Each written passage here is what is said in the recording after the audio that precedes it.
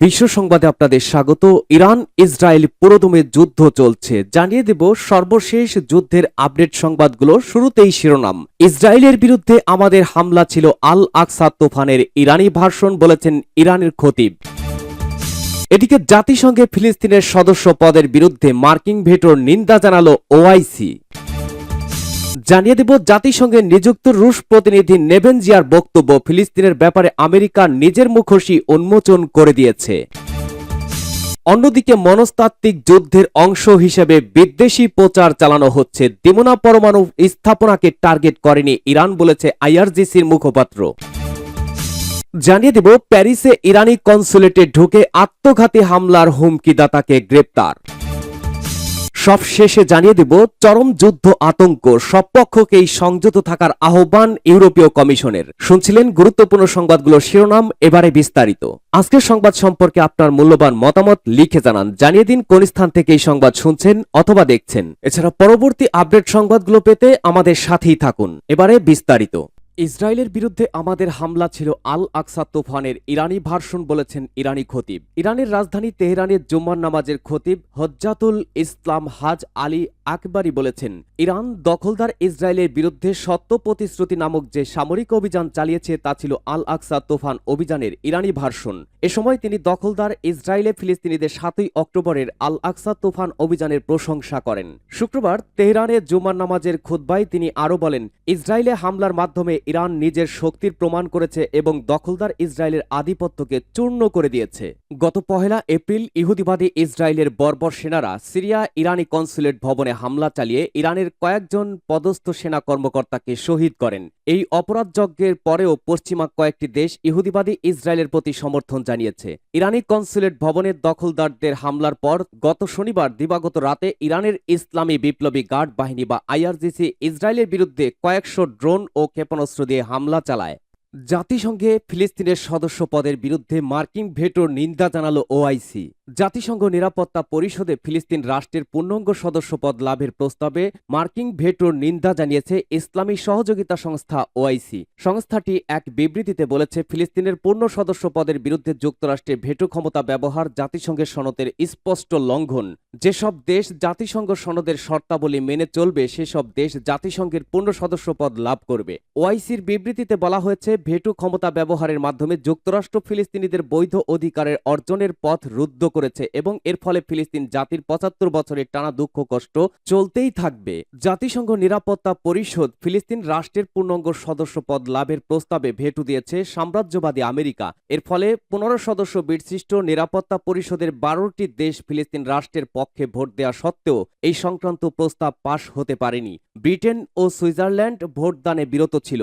America এমন সময় ফিলিস্তিন রাষ্ট্রের পূর্ণাঙ্গ সদস্যপদ আটকে দিল যখন ওয়াশিংটন গত 3 দশকেরও বেশি সময় ধরে জোর গলায় ফিলিস্তিন সংকটের 2 রাষ্ট্রভিত্তিক সমাধানের দাবি করে আসছিল।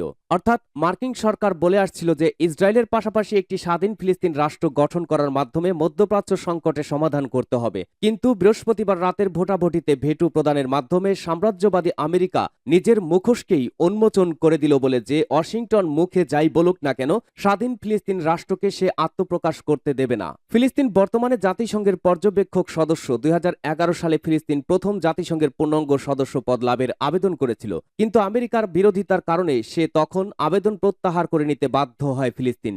গত অক্টোবর মাসে গাজায় ইসরায়েলি ভয়াবহ গণহত্যা ও অপরাধযজ্ঞ শুরু হওয়ার পর বিশ্বব্যাপী ফিলিস্তিনের প্রতি সৃষ্ট সহানুভূতির পরিপ্রেক্ষিতে চলতি মাসে জাতিসংঘ নিরাপত্তা পরিষদে ফিলিস্তিনের পক্ষ থেকে আবার ওই আবেদন উত্থাপিত হয়। বৃহস্পতিবার রাতে ওই আবেদনকে ভোটাভুটির জন্য খসড়া প্রস্তাব আকারে নিরাপত্তা পরিষদে উত্থাপন করা হয়, কিন্তু বেশিরভাগ দেশের সম্মতি থাকা সত্ত্বেও আমেরিকার ভোটের কারণে তা পাশ হতে পারল না।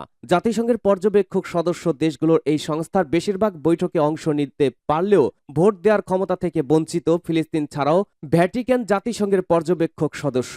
এদিকে জাতিসংঘে নিযুক্ত রুশ প্রতিনিধি নেভেনজিয়ার বক্তব্য ফিলিস্তিনের ব্যাপারে আমেরিকা নিজের মুখোশ আবারও উন্মোচন করে দিয়েছে। জাতিসংঘ নিরাপত্তা পরিষদে ফিলিস্তিনের পূর্ণাঙ্গ সদস্যপদ লাভের প্রস্তাবে ভেটো দেওয়ার আমেরিকার তীব্র নিন্দা জানিয়েছে রাশিয়া। মস্কো বলেছে, পরিষদের বেশিরভাগ দেশ প্রস্তাবটির পক্ষে ভোট দেওয়া সত্ত্বেও আমেরিকা ভেটো প্রদানের মাধ্যমে নিজের ফিলিস্তিনি সংক্রান্ত সুপ্ত বাসনা প্রকাশ করে দিয়েছে। বৃহস্পতিবার রাতে নিরাপত্তা পরিষদের ভোটাভুটির পর জাতিসংঘে নিযুক্ত রাশিয়ার স্থায়ী প্রতিনিধি ভ্যাসিলি নেবেনজিয়া এক বক্তব্যে তার দেশের এই অবস্থান তুলে ধরেন। তিনি বলেন, বিশ্ব সমাজের নিরঙ্কুশ সংখ্যাগরিষ্ঠ দেশ ফিলিস্তিন রাষ্ট্রের পূর্ণাঙ্গ সদস্যপদের পক্ষে অবস্থান নিয়েছে।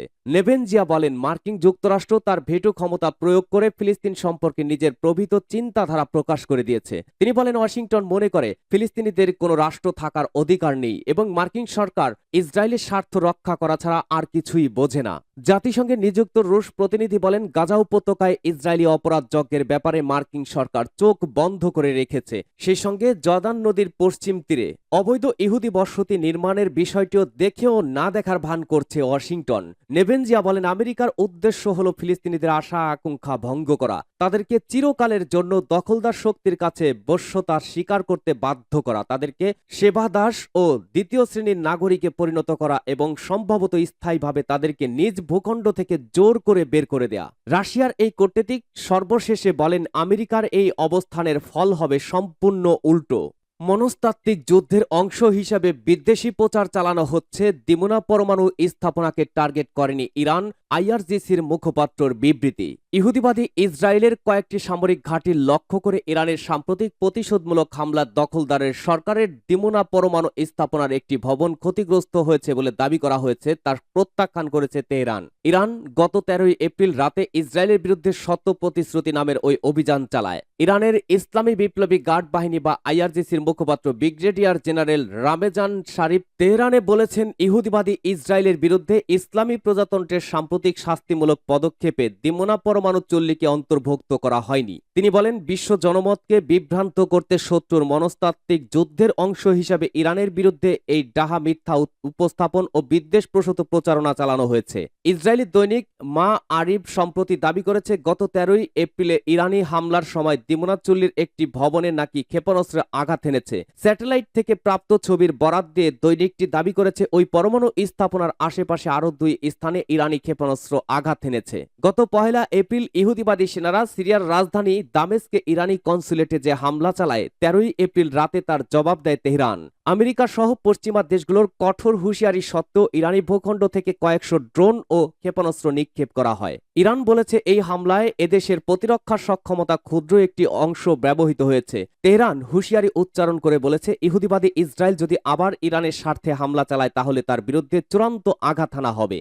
ফ্রান্সের প্যারিসে ইরানি কনসুলেটে ঢুকে আত্মঘাতী হামলার হুমকিদাতা গ্রেপ্তার। ফ্রান্সের প্যারিসে ইরানি কনসুলেটে ঢুকে আত্মঘাতী হামলার হুমকি দেয়া এক ব্যক্তিকে গ্রেপ্তার করেছে ফরাসি পুলিশ। শুক্রবার এই ঘটনা ঘটে, তবে পুলিশ বলছে ওই ব্যক্তির কাছে কোনো বিস্ফোরক ছিল না। পুলিশের একটি সূত্র বার্তা সংস্থা রয়টার্সকে বলেছে, সকাল 11টার দিকে গ্রেনেড ও বিস্ফোরকের মতো দেখতে কিছু বস্তু নিয়ে এক ব্যক্তি ইরানি কনসুলেটে ঢুকে পড়ে। পরে ওই ব্যক্তি বের হয়ে গেলে তাকে গ্রেপ্তার করা হয়। তবে স্থানীয় টিভি চ্যানেল BFM জানিয়েছে, ওই ব্যক্তির কাছে নকল গ্রেনেড ছিল। পুলিশ সূত্র জানিয়েছে, ওই ব্যক্তি এর আগে গত সেপ্টেম্বরেও ইরানি কনসুলেটের কাছে সহিংসতা চালানোর চেষ্টা করেছিলেন। লা প্যারিসিয়ান পত্রিকা তাদের অনলাইনে জানিয়েছে, বেশ কজন প্রত্যক্ষদর্শী জানিয়েছেন, ওই ব্যক্তি কনসুলেটে পতাকা পদদোলন করেন এবং বলেন তিনি তার ভাইয়ের হত্যার বদলা নিতে চান।